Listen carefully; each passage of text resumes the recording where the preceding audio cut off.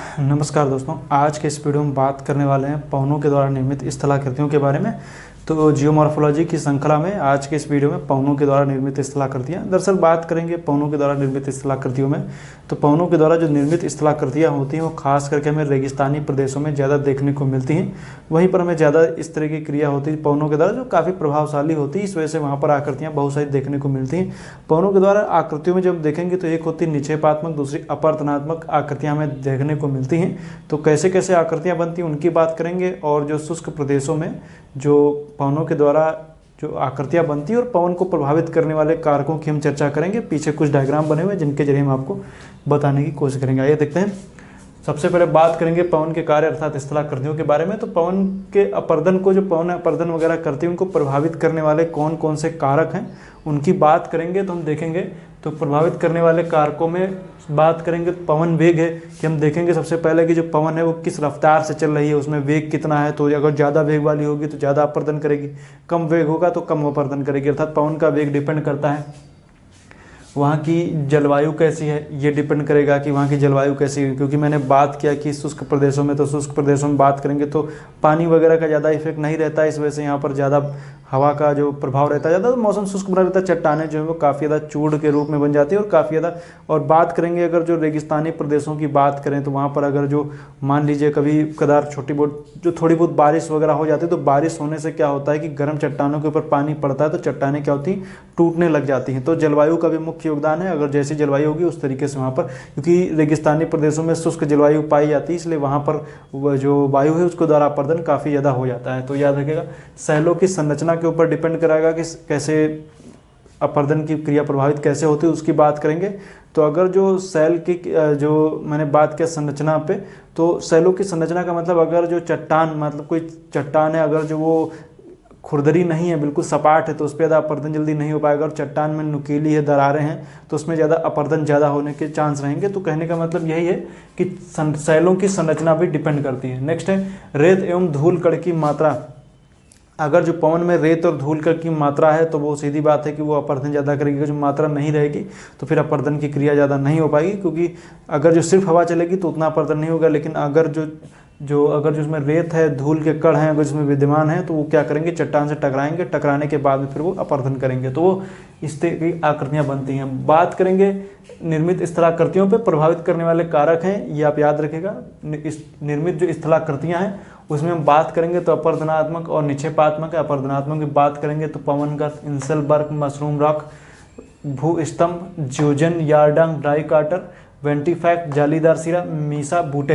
हालांकि मीसा बूटे को हम देखेंगे तो ये जो नदियों के द्वारा कार्य में भी आ जाएगा। तो मीसा बूटे, ये इतनी आकृतियां हैं। निक्षेपात्मक में देखेंगे तो बालुका स्तूप, seif, barchan, नेबखा, lunate, star dune और व्हेलबैक स्तूप, द्रास, लोएस, इतने सारे नाम हैं, इनको आप याद रखिएगा। तो बालुका स्तूप, seif, barchan, nebula, lunette, star dune, whaleback स्तूप, द्रास और लोएस। लोएस को अगर देखेंगे तो फ्रांस में लिमेन बोलते हैं और यूएसए में एडोब जो है ना, एडोब, जिसे एडोब रीडर आता है पीडीएफ फाइल रीड करने के लिए, तो उसी तरीके से यूएसए में एडोब, बाल्सन, प्लेया, बजादा और पेडिमेंट, इतनी सारी आकृतियाँ हैं। कुछ अपक्षय के कारण भी बनती हैं, जैसे टैफोनी है और ड्यूरी क्रस्ट है। तो ड्यूरी क्रस्ट और टैफोनी की बात करेंगे भी आगे चल करके क्या होता है। तो आइए देखते हैं। सबसे पहले अपर्दनात्मक आकृतियों में हम देखें कि कौन कौन सी बनती हैं। सबसे पहले बात करेंगे पवन गर्त या वात गर्त बोलते हैं। पवन के द्वारा जब पवनें काफ़ी तेज़ी से चलती हैं तो वो क्या करते हैं कि जब जहीं पर अगर जो रेत का ढेर है या माने रेत ज़्यादा है तो वहाँ पर क्या करती है, वहाँ की रेत को उड़ा करके कहीं और लेके चली जाती है। तो वहाँ पर क्या होता है कि काफ़ी ज़्यादा वहाँ पर एक गड्ढे के जैसे गर्त बन जाता है, इसलिए उसको बोलते हैं वात गर्त। कुछ इस तरीके से पहले क्या था, यहाँ पर अगर जो देखें तो जो रेत थी वो इस तरीके से थी, लेकिन यहाँ पर क्या किया कि अगर जो पवनों के द्वारा रेत उड़ा ली गई तो यहाँ पर एक गड्ढा बन गया, तो इसमें बोलेंगे वात गर्त। अगर जो इस वात गर्त में ये काफ़ी ज़्यादा गहराई में चली जाए और इसको वाटर लेवल तक पहुँच जाए या पानी इसमें भर जाए, बारिश का पानी हो या बाढ़ का पानी हो, तो यहाँ पर क्या होगा, ये इस जगह पर ये झील बन जाएगी, इसको वात गर्त में निर्मित झील बोलेंगे।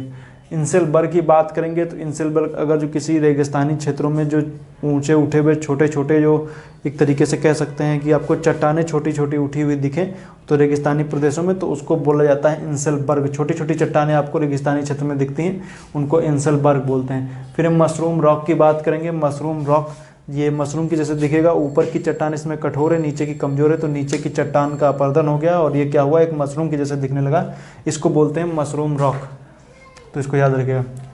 नेक्स्ट की तरफ आएंगे तो इसमें दिया हुआ है भू स्तंभ। भू स्तंभ का मतलब होता है लगभग यारडांग के जैसे दिखेगा। यारडांग जैसे भी हम बात करेंगे तो उसमें भू स्तंभ भी ऐसे।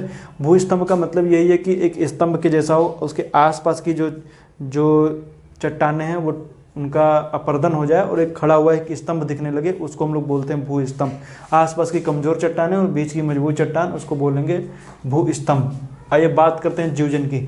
ज्यूजन में क्या होता है कि जो चट्टानें होती हैं वो एक तरीके से कहते क्षैतिज रूप से कठोर और मुलायम चट्टानें होती हैं। तो कठोर और मुलायम चट्टानें जब क्षैतिज रूप से होती हैं तो मुलायम चट्टानों का अपर्दन हो जाता है और कठोर चट्टानें उसी तरीके से रहती हैं। तो यहाँ पर आप देखें तो ऊपर की तरफ एक कठोर चट्टान, नीचे मुलायम, फिर कठोर, फिर मुलायम, इस तरीके से क्षैतिज रूप से हैं। तो ये मुलायम चट्टान का जो अपर्दन हो गया तो उससे निर्मित जो आकृति, जो एक ढक्कन के जैसे आपको दिख रही है, दवात की जैसे इसको बोला जाता है आकृति, तो इसको बोला जाता है ज्यूजन। तो इसमें क्या होता है कि जो आकृतियाँ होती हैं इसमें जो कठोर मुलायम चट्टान होती हैं वो क्षैतिज रूप से पाई जाती हैं।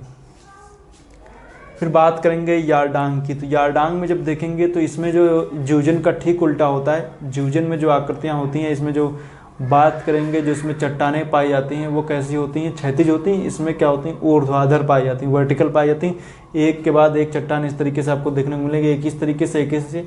ये इसमें क्या होता है कि एक चट्टान यहाँ पर देखेंगे तो चट्टान कठोर, फिर मुलायम, फिर कठोर, फिर मुलायम। तो जो मुलायम चट्टान उसका अपर्दन हो जाएगा, उससे निर्मित आकृतियों में यहाँ पर खंबे की जैसे दिखेंगे, करीब करीब भूस्तंभ या डिमोसल्स बोलते हैं। तो लगभग उसी तरीके से यारडांग भी दिखेगा आपको। बात करेंगे ड्राई काटर की।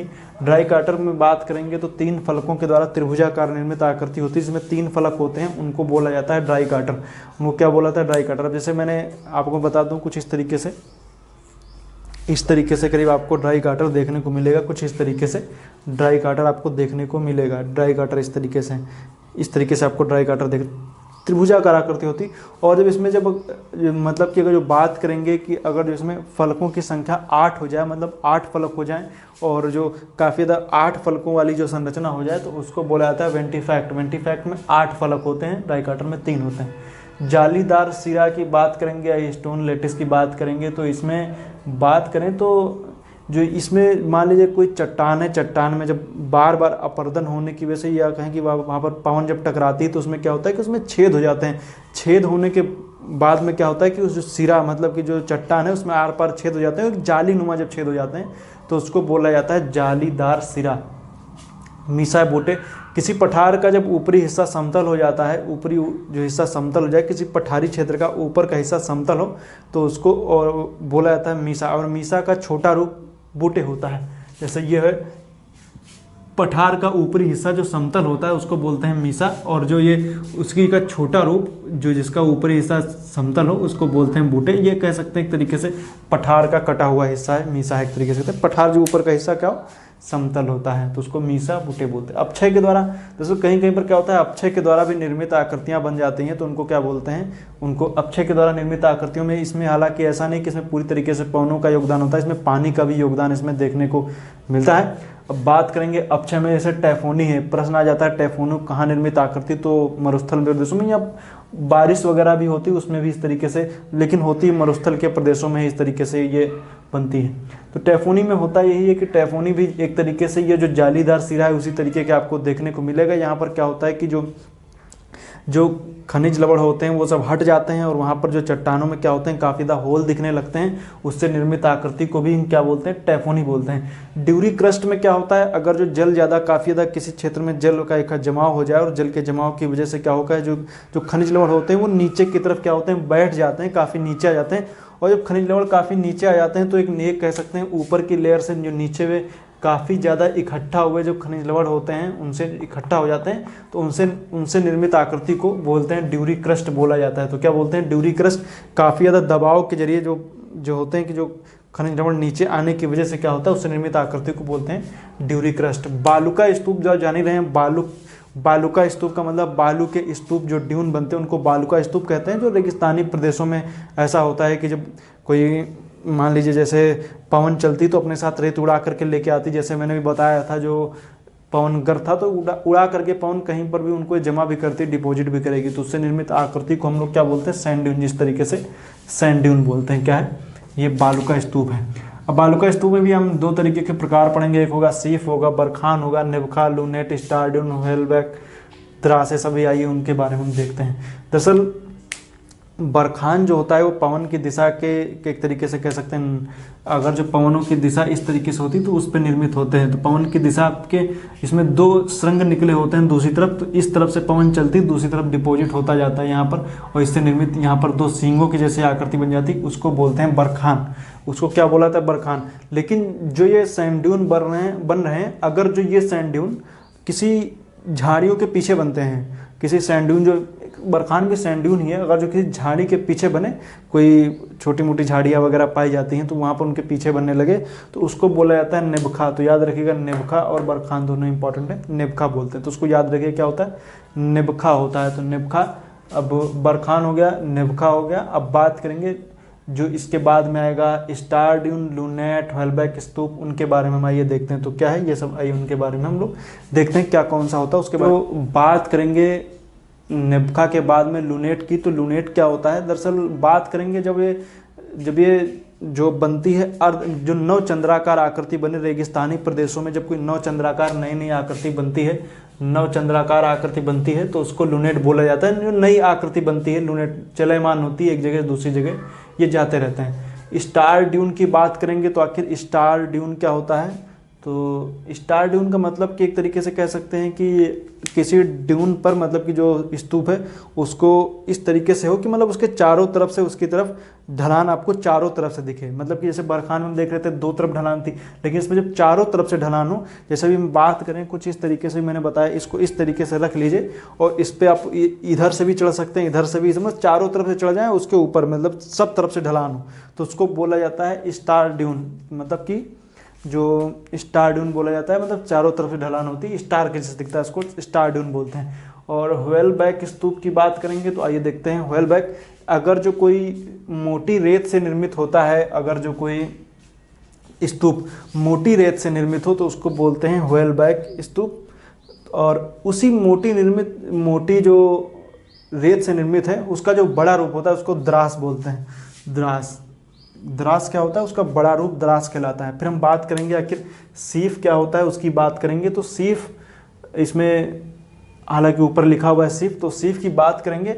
इसमें क्या होता है कि सीफ जो पवनों के जो होता है कि पवनों के समानांतर ये बनते हैं, मतलब जब पवन चलती है उसके समानांतर ये बनते हैं, मतलब पवन की दिशा के समानांतर बनने वालों को हम बोलते हैं रैखिक स्तूप या सीफ बोलते हैं। आप जान रहे हैं कि जो सैंड ड्यून होते हैं उनको अन्य नाम से टिम्बा भी बोलते हैं, तो सीफ टिम्बा कह सकते हैं, तो सीफ ड्यून या बरखान टिम्बा।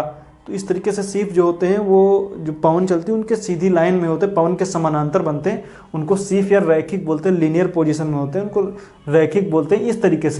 इस तरीके से मान लीजिए ये यहाँ पर बन रहा है, ये पवन जो है वो इस तरीके से चल रही है।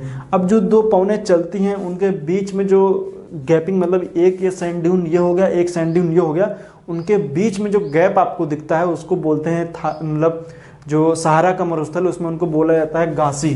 क्या बोला जाता है, गासी बोला जाता है। गासी दरअसल दो सैंड ड्यून के बीच का मार्ग होता है, इसको गासी के नाम से जानते हैं।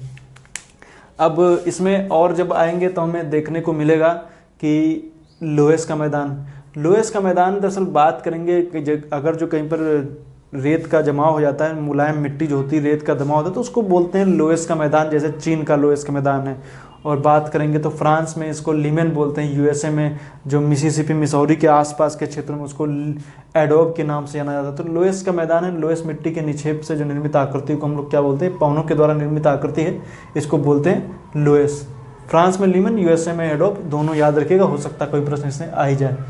अब बात करेंगे बाल्सन है, प्लेया है, बजादा है, अगर जो और पेडिमेंट है, तो इसकी क्या बात करेंगे, इसकी बात करेंगे पर्वतों के आसपास के जो पर्वत हैं, पर्वत के जो तलहटी है, बेसिन है, चारों तरफ से घिरी, पर्वतों से घिरी हुई जो बेसिन होती है उसको बोलते हैं बाल्सन। बाल्सन। उस पर्वतों से घिरी हुई बेसिन जो है इसको बाल्सन बोलते हैं। और उसके आसपास के क्षेत्रों में देखेंगे तो यहाँ से छोटी छोटी सी पर्वतों से निकलने वाली जो नदियाँ होती हैं वो इसमें आती हैं और वहाँ पर आकर के यहाँ पर मध्यवर्ती क्षेत्र में एक झील बना देती हैं और झील के जिसमें नमक का निक्षेप वगैरह हो जाता है, नमक वगैरह इसमें काफ़ी ज़्यादा हो जाता है। और जो ये और इसके बाद में जो इससे निर्मित जो झील होती है उसको वे एक तरीके से कह सकते हैं तो पूरी तरीके से जो झील में जो पानी जमा हो गया है तो जो आगे चल करके जो झील है वो सूख जाएगी। जहाँ पर नमक का जो झील का पानी होगा उसको उस जगह को बोलते हैं प्लेया। और उस जहाँ पर पानी काफ़ी ज़्यादा पहले फैला हुआ था उससे आसपास के क्षेत्र को बोलते हैं बजादा। मतलब कि कहने का मतलब यही है, जो पर्वतों ये पर्वत है चारों तरफ, इसके घिरी हुई जो बेसिन है उसको बोलते हैं बाल्सन। और उसके बीच में जो निर्मित जो झील है उसको बोलते हैं प्लेया। और उसके आसपास के क्षेत्र में जहाँ पर पानी पहले था लेकिन वो सूख गया तो उसके जो सूखा हुआ पानी, जहाँ पर झील का पानी था सूखा हुआ पानी, उसको बोला गया बजादा। और मध्यवर्ती क्षेत्र में जहाँ पर नमक के निक्षेप हैं उसको बोला जाता है प्लेया। पेडिमेंट पर्वतों की जो बिल्कुल जहाँ पर पर्वतों का कह सकते हैं अपर्दन हो गया, पर्वत पीछे खिसक गए हो, या मान लीजिए वहाँ पर जो कह सकते हैं पर्वतों का कटान हो गया, तो बिल्कुल जो उसकी आसपास के, जैसे मान लीजिए ये वाला क्षेत्र मैंने बता दिया कि ये क्या है, बाल्सन हो गया, ये क्या बाल्सन है।